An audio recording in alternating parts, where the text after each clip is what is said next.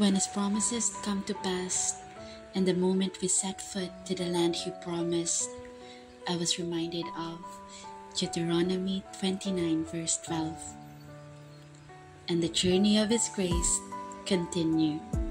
Ito na nga yung papunta kami sa titirahan namin. So, we're going to Jurong West, Street 81. And that's it. We're able to arrive to the place, and that's the building that we're going to live in.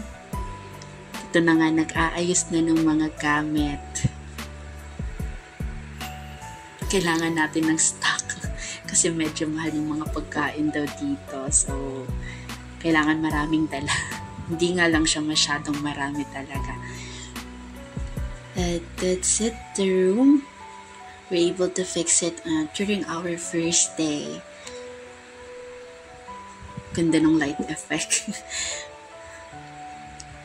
And pupunta kami sa baba kasi bibili kami ng pagkain. Gutom na kami. Bumili kami ng curry.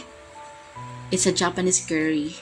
At hindi namin masyado gusto yung lasa niya because of the spices. Kaya naman bumili kami ng chocolate. At tag $1 yun. Masyadong mahal. And that's all for our first day.